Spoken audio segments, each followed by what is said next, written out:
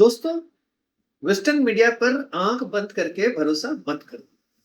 कहानी जितनी सीधी दिखाई जा रही है, असल पिक्चर उतनी सिंपल नहीं है। वेस्टर्न मीडिया जो हल्ला मचा रहा है कि भारत और अमेरिका रिलेशंस पर एक खतरनाक डाउन मोमेंट में है, ये कोई आम खबर नहीं है। ये एक तरह का आप बोल सकते हो कि परसेप्शन मैनेजमेंट है। टाइमिंग को देखकर आपके कुछ जो जियोपॉलिटिकल कमेंटेटर्स का मानना है कि ये एक कैलकुलेटेड नैरेटिव बिल्डिंग है, जो ठीक तब देखने को मिल रहा है जब हमारे जो प्रधानमंत्री नरेंद्र मोदी जी जी7 समिट के लिए फ्रांस पहुंचे हैं। नमस्कार, जय हिंद दोस्तों। मेरा नाम है अंशुमन सरकार। दोस्तों, मेनस्ट्रीम मीडिया आपको पिछले 24 घंटे से क्या दिखा रहा है कि प्रधानमंत्री नरेंद्र मोदी जी फ्रांस के एवियान ला बेंस पहुंचे हैं 52nd आपके जी7 समिट अटेंड करने। दिखाया जा रहा है वहां आपके क्लाइमेट चेंज पर चर्चा हो रही है या ग्लोबल साउथ की रिप्रेजेंटेशन पर बात हो रही है। लेकिन अगर हम इसको थोड़ा अंदर जाके हम उसको एनालिसिस करें तो डिप्लोमेटिक लेवल पर एक ऐसा सिचुएशन बनता दिख रहा है जो कि कई पॉलिटिकल कमेंटेटर्स का मानना है कि इसके पीछे एक आप बोल सकते हो एक बड़ा कॉमर्शियल इंटरेस्ट हो सकता है।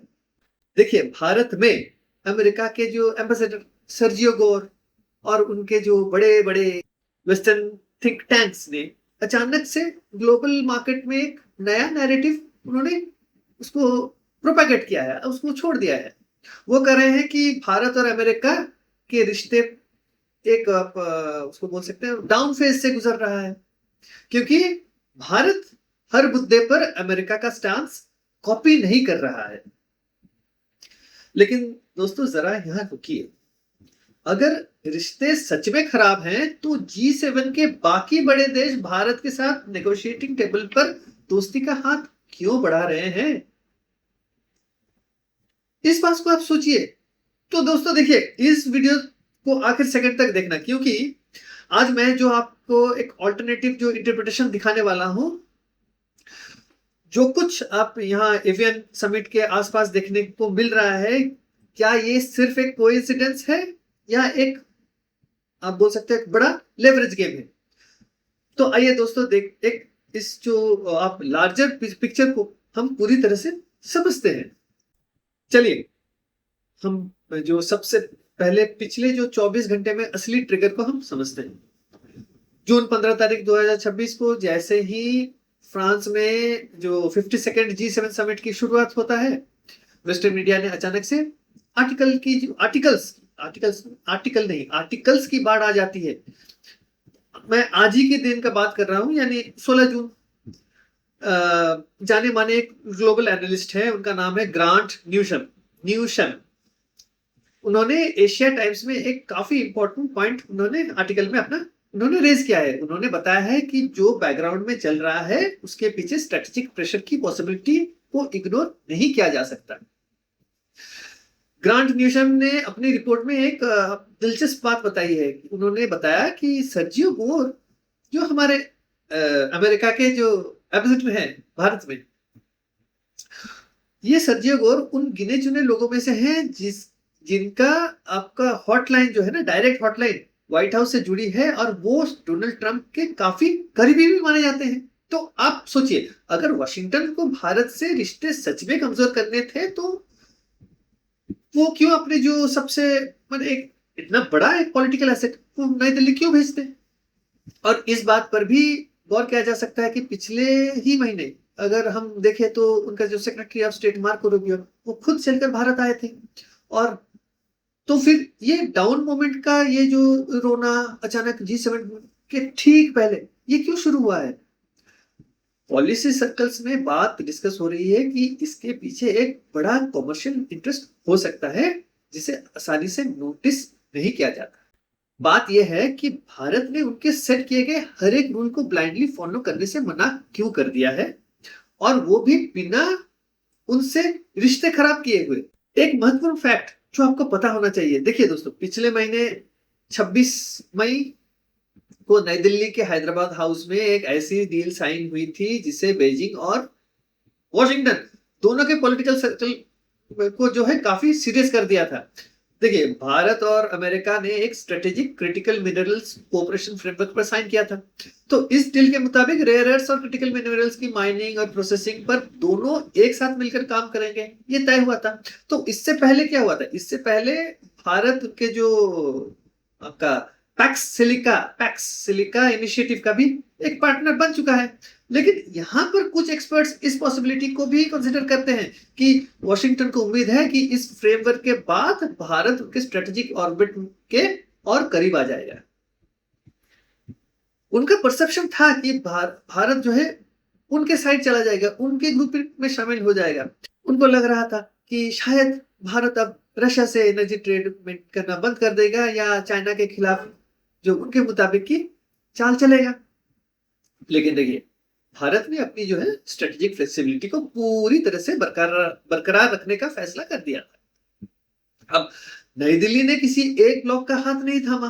भारत रशिया से एनर्जी ट्रेड भी मेंटेन कर रहा है, यूरोप के साथ आपका फ्री ट्रेड एग्रीमेंट को भी तेजी से आगे बढ़ा रहा है और अमेरिका के साथ आपका सेमीकंडक्टर्स पर एग्रीमेंट भी साइन कर रहा है। तो भारत ने किसी एक कैंप के फेवर में गेम को वन साइडेड होने नहीं दिया है। तो इसी वजह से कई वेस्टर्न कैपिटल्स जो है इस बात पर गौर कर रहे हैं और उन्हें यह समझ आ रहा है कि भारत अपनी स्ट्रेटेजिक ऑटोनॉमी और जो आसानी से कॉम्प्रोमाइज करने वाला वो भी नहीं है। इस पूरे डाउन मोमेंट के तमाशे को एक बहुत ही सरल और आम भाषा में एक एग्जाम्पल के साथ आपको मैं समझाता हूँ। मान लीजिए आप एक बाजार में एक बहुत ही बेहतरीन और लिमिटेड एडिशन वाला एक गाड़ी खरीदने जाते हैं।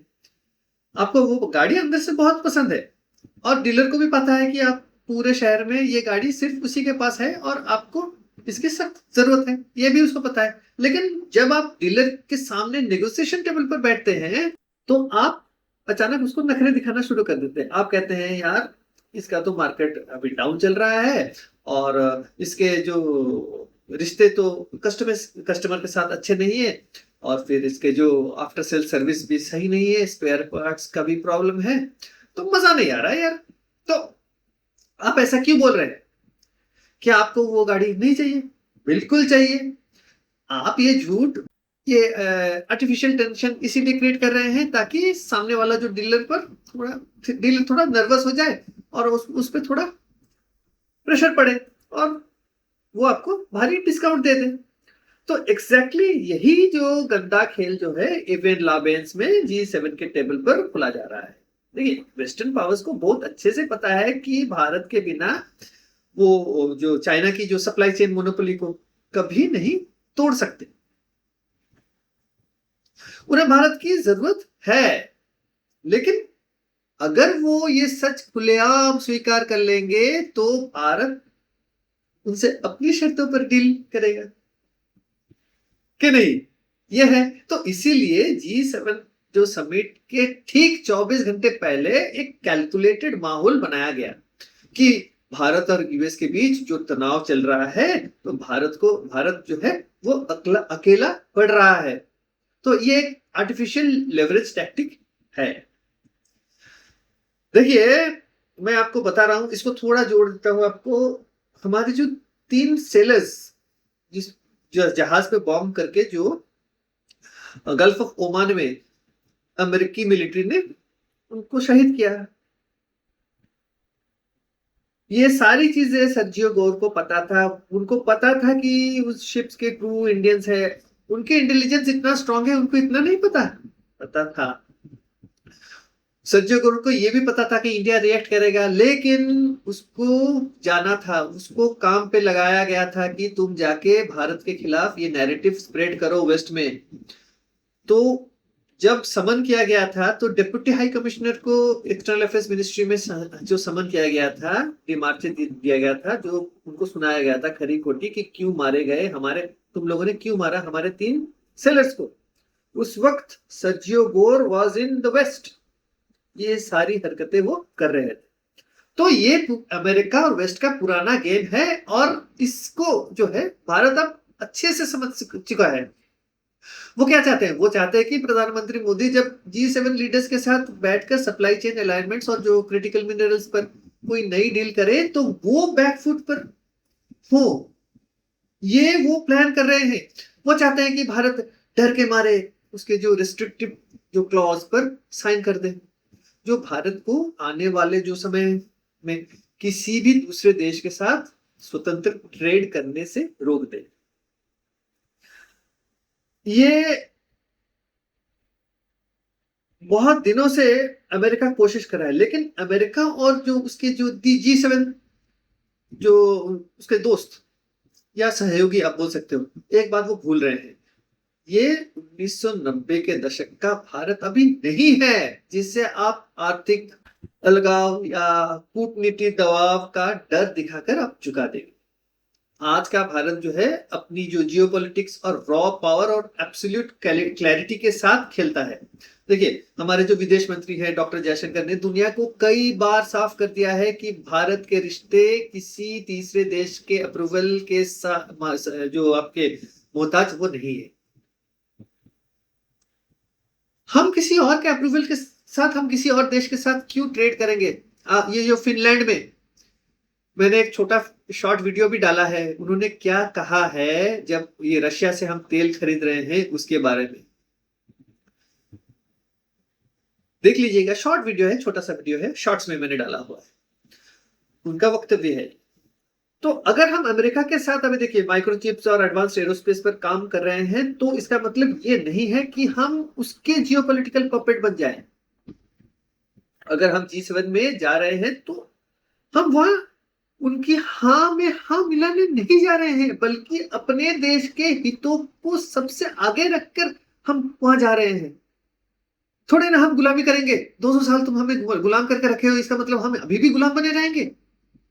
भाई हम इक्वल है, हम तुम्हारे सामने टेबल पे ऑपोजिट साइड में बैठे हैं। तो अगली बार जब आप किसी बड़े वेस्टर्न न्यूज़पेपर या चलते फिरते न्यूज चैनल पर देखेंगे कि अमेरिका और भारत में अचानक दूरियां बढ़ी हैं, तो पैनिक मत होना दोस्तों। समझ जाना कि पर्दे के पीछे भारत कोई बहुत बड़ा डील अपनी शर्तों पर जीतने वाला है और सामने वाला बस अपना जो गुस्सा वो निकाल रहा है इस तरह के जो प्रोपागेंडा स्प्रेड करके। तो वेस्ट का ये जो एवियन एम्बुश ही मैं बोलूंगा पूरी तरह से ये फेल हो चुका है, क्योंकि भारत में इस साइकोलॉजिकल ट्रैप को समय शुरू होने से पहले ही हमने इसको समझ लिया था। तो आपका इस बारे में क्या सोचना है? क्या भारत को G7 के इस आर्टिफिशियल प्रेशर के सामने थोड़ा सा भी झुकना चाहिए या अपनी स्ट्रेटेजिक ऑटोनॉमी पर टिके रहना चाहिए? अपनी राय कमेंट्स नीचे कमेंट्स बॉक्स में जरूर लिखिए। तो इसी के साथ इस वीडियो को यही समाप्त करता हूं। अगर आपको वीडियो अच्छा लगा तो वीडियो को जरूर लाइक करें, चैनल को सब्सक्राइब करना ना भूलें। और तो मिलते हैं एक अगले वीडियो में। जय हिंद, नमस्कार।